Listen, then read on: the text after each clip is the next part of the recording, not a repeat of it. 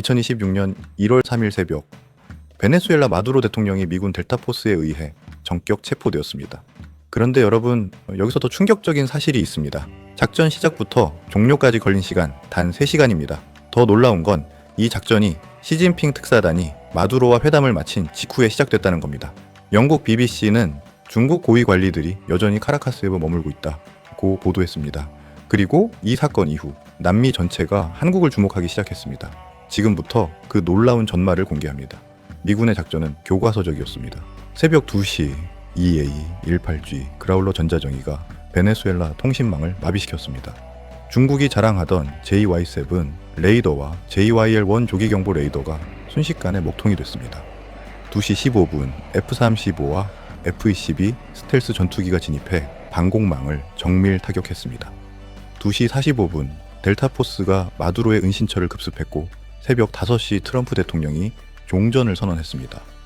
브라질 군사매체 디펜사 브라질은 1월 4일 베네수엘라 군사 기지에서 출격하지 못하고 파괴된 중국 노린코사의 VN-16 장갑차가 목격됐다고 보도했습니다. 중국산 장비는 미국의 전자전과 정밀타격 기술에 전혀 대응하지 못했습니다. 그런데 여기서 더 충격적인 장면이 펼쳐집니다. 수백 명의 중국 군사 고문단이 엘손브레로 기지에 고립된 채 본국으로부터 아무런 구조 신호도 받지 못하고 있습니다. 중국은 미국과의 전면전을 우려해 자국 군인들을 사실상 버린 겁니다. 자, 그렇다면 중국은 왜 이렇게 속수무책으로 당했을까요? 중국은 지난 10년간 남미 국가들에게 우리 레이더는 미국 스텔스기도 잡을 수 있다고 장담했습니다. 베네수엘라는 중국을 믿고 VHF 대역 레이더, VN-16 장갑차, SR-5 다연장 로켓을 대거 도입했습니다. 그러나 단 3시간 만에 그 자신감은 산산조각 났습니다. 중국이 F-22도 탐지했다며 대대적으로 선전했던 JY-7 레이더는 미군 그라울러의 재밍신회 속수무책으로 당했습니다. 레이더 화면에는 수백 개의 가짜 목표물이 뜨거나 아예 아무것도 뜨지 않는 화이트아웃 현상이 발생했습니다.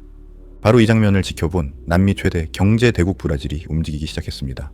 브라질 군사매체 카보스 브라질은 1월 4일 마두로가 체포된 바로 그날 한국 정부가 KF-21 보람의 전투기 가격을 공개했다고 긴급 보도했습니다. 제공권 장악에 중점을 둔 블록1은 대당 약 8,300만 달러, 완전한 스텔스 기능을 갖춘 블록2는 2026년 양산에 들어가면서 약 1억 달러에 판매될 것으로 예상됩니다.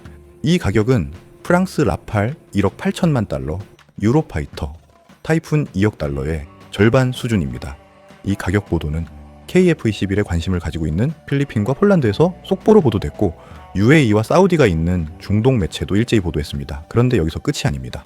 구독자 200만의 브라질 최대 군사 채널에서 20년 경력 전투기 조종사 출신 페르난도가 직접 나서서 이렇게 말했습니다. 여러분은 군사 항공 산업을 보유한 국가로 어디를 알고 계십니까? 미국, 중국, 브라질이 있습니다. 하지만 이제 한국이 자체적인 차세대 전투기를 건조하며 미국, 러시아, 중국과 같은 거대 국가들에 도전하고 있습니다. 그는 계속해서 불과 20년 만에 한국은 서방 제조사에 의존하던 구매국에서 전투기 제조국이자 수출국으로 변모했습니다.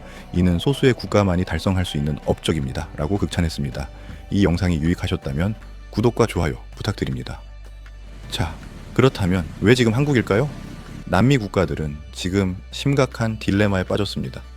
미국제는 비싸고 금수조치 위험이 있습니다. 중국제는 이번에 완전히 신뢰를 잃었습니다. 러시아제는 부품 수급이 끊겼습니다. 결국 남은 선택지는 하나입니다. 서방 수준의 성능을 갖췄지만 정치적 간섭이 없고 중국제 가격 경쟁력까지 갖춘 나라, 바로 한국입니다. 사실 이미 그 길을 먼저 걸은 나라가 있습니다. 바로 페루입니다. 2025년 페루는 K2 흑표 전차 54대와 K808 장갑차 141대 계약을 체결했습니다. 당시엔 과연 현명한 선택이었을까 의심받았습니다. 그런데 베네수엘라 사태 이후 페루의 판단력이 거의 미래를 본 수준이라는 평가를 받고 있습니다. 단 한 방의 계약만으로 페루는 남미 최강 수준의 육군력을 보장받게 됐습니다. 브라질의 세계적인 항공사 엠브라에르는 2020년은 10월 한국과 산업협력 확대를 위해 MOU를 체결했습니다. 세계 3위 항공기 제조사인 엠브레르는 보잉과 에어버스에 이은 절대적 경쟁력을 가지고 있습니다. 전문가들은 한국이 브라질에 C-390 수송기를 도입하기로 한 것에 대한 절충교역의 일환으로 브라질이 KF-21 사업에 파트너로 참여하거나 도입을 검토할 가능성을 높게 보고 있습니다. 현재 KF-21의 공동 개발국인 인도네시아가 분담금 문제로 부진한 모습을 보이고 있어 방산업계에서는 브라질이 이 빈자리를 대체할 새로운 전략적 파트너로 떠오르고 있다고 분석합니다. 이번 사건의 파급 효과는 세 방향으로 확산되고 있습니다. 첫째, 콜롬비아의 노후 장갑차 교체 사업, 브라질 해군 현대화 사업 등 수십조 원 규모 시장이 한국을 향해 열리고 있습니다. 둘째, 미국 국방부는 한국 무기는 미군 체계와 100% 호환된다며 동맹국들에게 한국 방산을 적극 추천하고 있습니다. 셋째, 3시간 만에 끝난 전쟁이 증명한 것은 단 하나입니다. 위기의 시대, 세계가 믿을 수 있는 파트너는 대한민국입니다. 지금 페루는 K2 전차로 남미 최강 육군을 건설하고 있고 브라질은 KF-21 도입을 검토하고 있습니다. 베네수엘라 전투기 영상에 달린 댓글이 모든 걸 말해줍니다. 한국엔 BTS만 있는 게 아니에요.